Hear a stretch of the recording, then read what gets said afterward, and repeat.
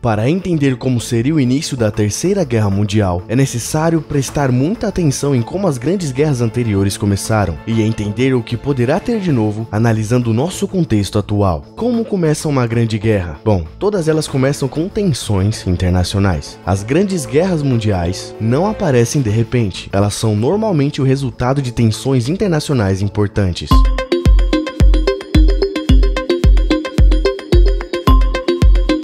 Começa com várias tensões, né? E quando elas se juntam, todo mundo envolvido, economias importantes, países importantes, a gente tem uma guerra mundial. Então, por exemplo, se você tem países brigando por vários motivos de território, que nem a Rússia e a Ucrânia, competição econômica, que nem os Estados Unidos e a China, diferenças de ideologias, por exemplo, democracias e ditaduras, os Estados Unidos é uma democracia, Coreia do Norte uma ditadura, Rússia é uma ditadura, ou alianças conflituosas entre países, ou seja, contratos que são quebrados não são cumpridos por países, geram conflitos, obviamente. Alianças são acordos entre países para se ajudarem em situações de conflito, ou seja, uma aliança política e militar é extremamente importante para ter uma guerra mundial. Então, por exemplo, a própria OTAN ela foi criada para evitar uma guerra gigantesca. Se um país pequenininho da Europa é atacado, todos do tratado, todos do acordo têm que entrar junto na guerra. E se a Rússia, por exemplo, atacar um país da OTAN, todos os países da OTAN vão lutar juntos contra a Rússia. Toda a guerra começa por um ponto importante. O início da Primeira Guerra Mundial foi provocado pelo assassinato do arquiduque Franz Ferdinand em 1914. Em torno disso, a gente percebe o seguinte: depois do evento inicial, países começam a se preparar para alguma guerra. Então, por exemplo, você pode ver agora que na Europa, você tem vários países, membros da OTAN, fazendo exercícios militares, se preparando para um conflito gigante. As guerras mundiais se destacaram pelo uso de tecnologias militares inovadoras e estratégias complexas. Como nunca antes na história, a gente está vendo hoje em dia os drones sendo usados lá na guerra da Ucrânia todos os dias. Então, tecnologias militares inovadoras também marcam o início de uma guerra violenta. Outro marcador de guerra também é a maximização da economia para atender às necessidades de algum possível conflito. Então, a gente já pode ver atualmente que vários países estão aumentando a produção, estão aumentando o investimento do PIB para gastar uma tonelada de dinheiro com armas, com avião, com navio, com tanques para se preparar para a guerra. Uma guerra mundial é diferente de outros conflitos por causa da sua grandeza. Ela envolve muitos países de diferentes partes do mundo, como por exemplo Estados Unidos, Rússia, China, Alemanha, Inglaterra, Israel, vários continentes, várias potências entrando em conflito ao mesmo tempo.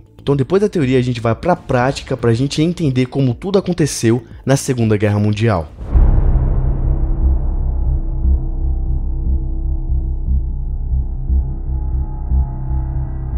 Depois da Primeira Guerra Mundial, a Alemanha estava destruída. O Tratado de Versalhes impôs severas penalidades à Alemanha, criando um terreno fértil para o ressentimento e instabilidade política. Ou seja, um país potente, um país grande, economia forte, foi destruído, completamente arrasado, o que fez a população alemã ter um forte sentimento de revolta e instabilidade. Cresceu um maluco lá no meio para reunir todo mundo, para unir todo mundo no sentimento só, e começou a tomar os países em volta com a justificativa de fazer a Alemanha se tornar um país grande. Ou seja, conflitos internos fizeram a Alemanha entrar em guerra com outros países, fazendo conflitos maiores, fazendo outros países entrar em guerra com outros países, levando para a Segunda Guerra Mundial. Com essa motivação, a Alemanha iniciou sua expansão anexando a Áustria e posteriormente os Sudetos na Tchecoslováquia. Exatamente como o Putin está fazendo agora. Mas a diferença naquela época é que ninguém fez absolutamente nada. Todo mundo ficou vendo a Alemanha invadindo a Áustria e a Tchecoslováquia e ninguém fez nada. Mas aí a Alemanha vai invadindo um país ou outro e o medo coletivo vai aumentando, e quando a Alemanha invadiu a Polônia, outros países entraram em guerra contra a Alemanha, junto com a Inglaterra. A França também declarou guerra em 3 de setembro de 1939, ou seja, 2 dias depois. Mas esses foram apenas conflitos locais. A Segunda Guerra Mundial foi marcada de verdade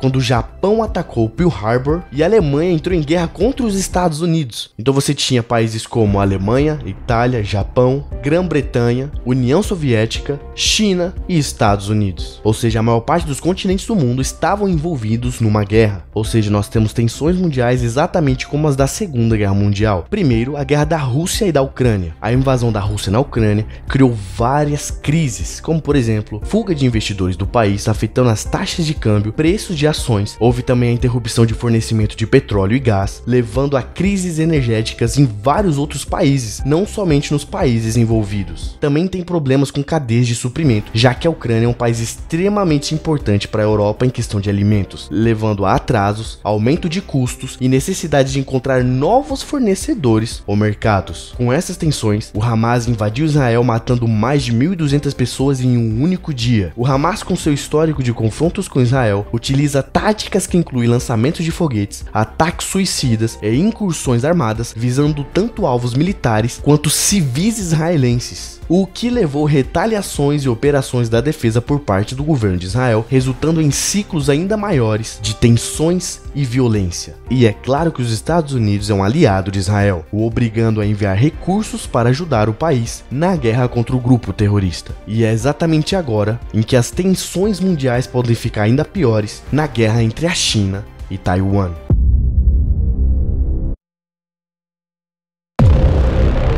A China e Taiwan eram um país só, mas ao fim da Guerra Civil Chinesa em 1949, o governo derrotado de Kuomintang se refugiou em Taiwan. Desde então, a República Popular da China considera Taiwan parte inalienável de seu território, enquanto Taiwan desenvolveu sua própria identidade nacional e sistema de governo democrático, com exército e moeda própria. Apesar da China reconhecer Taiwan como parte de seu país, os Estados Unidos mantiveram laços significativos com Taiwan, incluindo a venda de armas e um forte relacionamento econômico e cultural. Ao longo das últimas décadas, Taiwan transformou-se em uma das democracias mais vibrantes da Ásia, com eleições livres, imprensa independente e um judiciário robusto, completamente diferente da China. A localização geográfica de Taiwan é de significativa importância estratégica marítima. Controlar Taiwan permitiria à China controlar as principais rotas de navegação da Ásia. A economia de Taiwan é altamente complementar à do continente. Taiwan teve um produto interno bruto de quase 790 bilhões de dólares em 2021. Taiwan é um importantíssimo centro global de fabricação de semicondutores, com mais de 20% da participação do mercado global. E é claro, a China não vai deixar esse tesouro na mão dos Estados Unidos. A China quer reforçar sua dominância como a superpotência global e consolidar o seu poder. Controlar Taiwan ajudaria a China a estender o seu alcance militar e intimidar as nações da região. A China considera Taiwan como parte de seu território